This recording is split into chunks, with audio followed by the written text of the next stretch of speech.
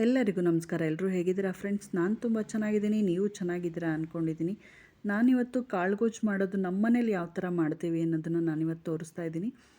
ನಾವಿದಕ್ಕೆ ಸಾಮಾನ್ಯವಾಗಿ ಪೂರಿಗೆ, ಚಪಾತಿಗೆ, ರೊಟ್ಟಿಗೆ ಅಂತೇಳಿ ಮಾಡ್ಕೊತಾನೇ ಇರ್ತೀವಿ ಆವಾಗವಾಗ. ಎಲ್ಲ ತರಕಾರಿನೂ ಹಾಕೋದ್ರಿಂದ ಮಕ್ಕಳು ಇದನ್ನು ತಿಂತಾರೆ ಮತ್ತು ಬೇಡ ಅಂತಲೂ ಹೇಳೋದಿಲ್ಲ. ಹೇಗೆ ಮಾಡೋದು ಬನ್ನಿ ನೋಡೋಣ. ಮೊದಲಿಗೆ ನಾನಿಲ್ಲೊಂದು ಜಾರ್ ತೊಗೊಂಡಿದ್ದೀನಿ. ಅದಕ್ಕೆ ಒಂದು ಈರುಳ್ಳಿನ ಈ ರೀತಿ ದಪ್ಪ ದಪ್ಪ ಕಟ್ ಮಾಡಿ ಇಟ್ಕೊಂಡಿದ್ದೀನಿ. ಹಾಗೆ ಇಲ್ಲಿ ಒಂದು ನಾಟಿ ಟೊಮೆಟೊನ ಯೂಸ್ ಮಾಡ್ತಾಯಿದ್ದೀನಿ. ಮತ್ತು ಇನ್ನೊಂದು ಹೇಳಬೇಕು ಅಂದರೆ ಇದು ನಾಟಿ ಟೊಮೆಟೊ ಆಗಲಿ ಫಾರ್ಮ್ ಟೊಮೆಟೊ ಆಗಲಿ ಯಾವುದೇ ಬಳಸ್ಬೇಕಾದ್ರೆ ಕಟ್ ಮಾಡಿ ಬಳಸಿ ಅಂತ ಹೇಳ್ತೀನಿ. ಅದಕ್ಕೆ ಸ್ವಲ್ಪ ಕೊತ್ತಂಬರಿ ಸೊಪ್ಪು, 1 ಇಂಚ್ ಆಗೋಷ್ಟು ಶುಂಠಿ ಸೇರಿಸ್ಕೊತಾ ಇದ್ದೀನಿ ನಾನಿಲ್ಲಿ. ತುಂಬ ಶುಂಠಿ ಹಾಕೋದು ಬೇಡ, ಸ್ವಲ್ಪ ಹಾಕ್ಕೊಂಡ್ರೆ ಸಾಕಾಗತ್ತೆ. 1 ಇಂಚ್ ಹಾಕ್ಕೊಳ್ಳಿ, ಚೆನ್ನಾಗಿರುತ್ತೆ, ಟೇಸ್ಟು ಬರುತ್ತೆ. ಅದಕ್ಕೊಂದೇ 1 ಇಂಚಷ್ಟು ಚಕ್ಕೆ ಮತ್ತು ಒಂದು 4 ಲವಂಗ ಹಾಕ್ಕೊಳ್ಳಿ. ಹಾಗೆ ಇಲ್ಲೊಂದು 5-6 ಎಸಲಷ್ಟು ನಾನು ಬೆಳ್ಳುಳ್ಳಿ ಕೂಡ ಉಪಯೋಗಿಸ್ಕೊತಾ ಇದ್ದೀನಿ. ನೋಡಿ, ಇಷ್ಟಾದರೆ ಸಾಕಾಗುತ್ತೆ. ಇದಕ್ಕೆ ನಾನು ಬಳಸ್ತಾ ಇರೋವಂಥ ಪುಡಿ ಧನಿಯಾ ಪುಡಿ ಮತ್ತು ಅಚ್ಕಾರದ ಪುಡಿ, ಬೇರೆ ಯಾವ ಪುಡಿನೂ ಬಳಸೋದಿಲ್ಲ, ಮನೆಯಲ್ಲೇ ಮಾಡ್ಕೊಂಡಿರೋ ಅಂಥದ್ದು. ನೋಡಿ, ಎರಡೂ ಒಂದೊಂದು ಸ್ಪೂನ್ ಆಗೋಷ್ಟು ಖಾರಕ್ಕಾಗೋಷ್ಟು ಮಾತ್ರನೇ ಬಳಸ್ತಾ ಇದ್ದೀನಿ. ಇದಕ್ಕೆ ಸ್ವಲ್ಪ ನೀರು ಹಾಕಿ ನಾನಿಲ್ಲಿ ಗ್ರೈಂಡ್ ಮಾಡ್ಕೊತೀನಿ. ನೀವು ನೋಡ್ತಾ ಇರ್ಬೋದು, ನಾನು ತೆಂಗಿನಕಾಯಿ ಬಳಸ್ತಾ ಇಲ್ಲ, ಹುರ್ಗಡ್ಲೆನೂ ಬಳಸ್ತಾ ಇಲ್ಲ, ಹಾಗೇ ಮಾಡುವಂಥದ್ದು. ನೋಡಿ, ಈ ರೀತಿ ಖಾರನ ರುಬ್ಬಿಟ್ಕೊಂಡಾದಮೇಲೆ ಮೊದಲೇ ನಾನೊಂದು ಕುಕ್ಕರ್ಗೆ ಎಣ್ಣೆ ಬಿಸಿ ಮಾಡಿಟ್ಟಿದ್ದೆ. ಅದಕ್ಕೆ ಈರುಳ್ಳಿ ಮತ್ತು ಕರ್ಬೇವಿನ ಸೊಪ್ಪು ಹಾಕ್ಕೊಂಡು ಹುರ್ಕೊತಾ ಇದ್ದೀನಿ. ಇಲ್ಲಿ ಕಾಯಿ ಮತ್ತು ಹುರ್ಗಡ್ಲೆ ಆಗ್ತಲೇ ಇರೋ ಪ್ರಮೇಯ ಏನಪ್ಪ ಅಂತ ಅಂದರೆ, ನಾವು ಕಡಲೆಕಾಳಿಂದ ಮಾಡ್ತಾ ಇರೋದ್ರಿಂದ ಅದರಲ್ಲಿರೋ ನೀರು ಬಿಟ್ಕೊಳುತ್ತಲ್ಲ, ಅದು ಗಟ್ಟಿ ಆಗುತ್ತೆ. ಮತ್ತು ನಾವು ಹಾಕೋ ಕೆಲವೊಂದು ತರಕಾರಿಯಿಂದನೂ ಸಹ ಇದು ಗಟ್ಟಿ ಆಗುತ್ತೆ. ಹಾಗಾಗಿ ಇದಕ್ಕೆ ತೆಂಗಿನಕಾಯಿ ಬಳಸೋ ಅವಶ್ಯಕತೆ ಇರೋದಿಲ್ಲ. ತೆಂಗಿನಕಾಯಿ ಹಾಕಿದ್ರೂ ರುಚಿ ಇರುತ್ತೆ, ಹಾಕದೇ ಇದ್ರೂ ರುಚಿ ಇರುತ್ತೆ. ನಾವು ಮಾಡೋದ್ರ ಮೇಲೆ ಎರಡೂ ರುಚಿ ಬೇರೆ ಬೇರೆ ಇರುತ್ತೆ. ನೋಡಿ, ಈಗ ಈರುಳ್ಳಿ ಹುರಿದಿರೋ ಸಾಕು. ಇದಕ್ಕೆ ನಾನಿವಾಗ ನೆನೆಸಿಟ್ಕೊಂಡಂಥ ಕಡಲೆಕಾಳನ್ನ ನಾನು ಇದಕ್ಕೆ ಹಾಕ್ಕೊತಾ ಇದ್ದೀನಿ. ನಾನು ರಾತ್ರಿಯೇ ನೆನೆಸಿಟ್ಟಿದ್ದಂಥದ್ದು, ಪೂರಿಗೆ ಅಂತೇಳಿ ನಾನು ಮಾಡ್ತಾ ಇರೋದು. ನೋಡಿ, ಅದನ್ನು ಈ ರೀತಿ ನಾವು ಕಾಳನ್ನ ಹುರ್ಕೋಬೇಕಾಗತ್ತೆ. ಸ್ವಲ್ಪ 1-2-3 ನಿಮಿಷ ಹಸಿ ವಾಸನೆ ಹೋಗೋವರೆಗೂ ನಾವು ಇದನ್ನು ಹುರ್ಕೋಬೇಕಾಗತ್ತೆ.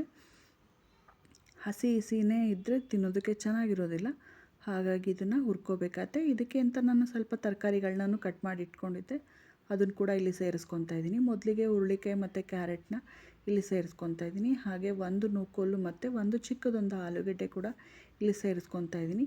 ಹಾಗೆ ಒಂದೇ ಒಂದು ಚಿಕ್ಕದು ಬದನೆಕಾಯಿ ಇತ್ತು, ಅದನ್ನು ಕೂಡ ಇಲ್ಲಿ ನಾನು ಸೇರಿಸ್ಕೊತಾ ಇದ್ದೀನಿ. ಎಲ್ಲ ತರಕಾರಿನೂ ನಾವು ಈ ರೀತಿ ಹುರ್ಕೋಬೇಕಾಗತ್ತೆ 1-2 ನಿಮಿಷ. ಮತ್ತು ನಾವು ಇಷ್ಟೇ ತರಕಾರಿ ಹಾಕ್ಕೋಬೇಕು ಅಂತ ಏನಿಲ್ಲ. ಇದಕ್ಕೆ ಸೀಮೆ ಬದನೆಕಾಯಿ ಹಾಕ್ಕೋಬಹುದು, ಹೂಕೋಸು ಹಾಕ್ಕೋಬಹುದು, ಚೆನ್ನಾಗಿರುತ್ತೆ. ಮತ್ತು ಈ ಕಡಲೆಕಾಳು ಜೊತೆಯಲ್ಲಿ ಹಲಸುಂಡೆ ಕಾಳು ಕೂಡ ಹಾಕ್ಕೋಬಹುದು, ಬಟಾಣಿ ಕೂಡ ಹಾಕ್ಕೋಬಹುದು, ಚೆನ್ನಾಗಿರುತ್ತೆ. ನೋಡಿ, ಈ ರೀತಿ ಎಲ್ಲನೂ ಹುರ್ಕೊಂಡಾದಮೇಲೆ ನಾವು ಮೊದಲೇ ರುಬ್ಬಿಟ್ಟಿಕೊಂಡಿದ್ವಲ್ಲ ಮಸಾಲೆ, ಅದನ್ನು ಕೂಡ ಇಲ್ಲಿ ನಾನು ಸೇರಿಸ್ಕೊತಾ ಇದ್ದೀನಿ. ಇದನ್ನು ಅಷ್ಟೇ ಒಂದು ಸಾರಿ ಎಲ್ಲ ನೀಟಾಗಿ ತರಕಾರಿ ಜೊತೆಯಲ್ಲಿ ನಾವು ಮೊದಲಿಗೆ ಮಿಕ್ಸ್ ಮಾಡ್ಕೊಂಬಿಡೋಣ. ಈ ರೀತಿ ಪೂರಿಗೆ ಚಪಾತಿಗಂತೂ ತುಂಬಾ ಚೆನ್ನಾಗಿರುತ್ತೆ.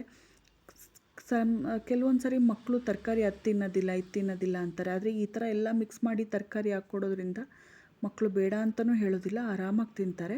ನೋಡಿ, ಇವಾಗ ಖಾರ ಮಿಕ್ಸ್ ಮಾಡಿದಾಯಿತು. ಅದೇ ಜಾರಿಗೆ ಸ್ವಲ್ಪ ನೀರು ಹಾಕಿ ನಾನು ಇದ್ರ ಜೊತೆಲಿ ಸೇರಿಸ್ಕೊತಾ ಇದ್ದೀನಿ. ಹಾಗೆ ರುಚಿಗೆ ತಕ್ಕಷ್ಟು ಉಪ್ಪು ಕೂಡ ಸೇರಿಸ್ಕೊತಾ ಇದ್ದೀನಿ. ಈಗ ನೀಟಾಗಿ ಮಿಕ್ಸ್ ಮಾಡಿಕೊಂಡು 3 ವಿಷಲ್ ಕೂಗಿಸ್ಕೊಂಡ್ರೆ ನನಗೆ ಇಲ್ಲಿ ಕಾಳುಗೊಜ್ಜು ರೆಡಿ ಆಗಿರುತ್ತೆ. ನೋಡಿದ್ರೆ ತುಂಬ ಸಿಂಪಲ್ಲಾಗಿ ಮಾಡುವಂಥದ್ದು. ನೀವು ನಿಮ್ಮ ಮನೇಲಿ ಟ್ರೈ ಮಾಡಿ, ಅಥವಾ ನೀವು ಯಾವ ಥರ ಮಾಡ್ತಾಯಿದ್ದೀರಾ ಅಂತೇಳಿ ನನಗೆ ತಿಳಿಸಿ ಅಂತೇಳಿ ಕೇಳ್ಕೊತೀನಿ. ಮೊದಲನೇ ಸಾರಿ ನನ್ನ ಚಾನಲ್ ನೋಡ್ತಾಯಿದ್ರೆ ಸಬ್ಸ್ಕ್ರೈಬ್ ಮಾಡ್ಕೊಂಡು ನೋಡಿ ಅಂತೇಳಿ ಕೇಳ್ತೀನಿ. ಹಾಗೆ ಪಕ್ಕದಲ್ಲಿರೋ ಬೆಲ್ ಐಕಾನ್ ಪ್ರೆಸ್ ಮಾಡಿದ್ರೆ ನಾನು ಹಾಕೋ ವಿಡಿಯೋ ನೋಟಿಫಿಕೇಷನ್ ಫಸ್ಟ್ ನಿಮಗೆ ಬಂದು ತಲುಪುತ್ತೆ. ಸಪೋರ್ಟ್ ಮಾಡ್ತಾಯಿರಿ ಇದೇ ಥರ. ನೋಡಿ, ಇವಾಗ ನಾನೆಲ್ಲ ಒಂದ್ಸರಿ ಮಿಕ್ಸ್ ಮಾಡಿದಾಗಿದೆ, ಲಿಡ್ ಕ್ಲೋಸ್ ಮಾಡ್ಕೊತೀನಿ. ಮೊದಲೇ ಹೇಳ್ದಂಗೆ ಇದನ್ನು ನಾನು 3 ವಿಷಲ್ ಮಾತ್ರನೇ ಕೂಗಿಸ್ಕೊಳ್ಳೋ ಅಂಥದ್ದು. ಕಾಳು ಚೆನ್ನಾಗಿ ನೆಂದಿದ್ರೆ 3 ವಿಷಲ್ ಸಾಕು. ಸ್ವಲ್ಪ ಕಾಳೇನಾದರೂ ಗಟ್ಟಿ ಇದೆ ಅಂತಂದರೆ ಇನ್ನೊಂದು ವಿಷಲ್ ಎಕ್ಸ್ಟ್ರಾನು ನೀವು ಕೂಗಿಸ್ಕೋಬೋದು, ಏನೂ ತೊಂದರೆ ಆಗೋದಿಲ್ಲ, ಚೆನ್ನಾಗಿರುತ್ತೆ. ತರಕಾರಿ ಎಲ್ಲ ರಸ ಬಿಟ್ಕೊಂಡಿರುತ್ತಲ್ಲ, ಹಾಗಾಗಿ ರುಚಿನೂ ಚೆನ್ನಾಗಿರುತ್ತೆ. ನೋಡಿ ಎಷ್ಟು ಚೆನ್ನಾಗಿ ಕಾಣಿಸ್ತಾ ಇದೆ ಅಂತ ಹೇಳಿ. ಸೊ ನೀವು ನಿಮ್ಮ ಮನೆಯಲ್ಲಿ ಟ್ರೈ ಮಾಡಿ, ಫ್ಯಾಮಿಲಿ ಫ್ರೆಂಡ್ಸ್ಗೆಲ್ಲ ಶೇರ್ ಮಾಡಿ ಅಂತ ಕೇಳ್ಕೊತೀನಿ. ಲೈಕ್ ಕೊಡೋದನ್ನ ಮಾತ್ರ ಮರಿಬೇಡಿ.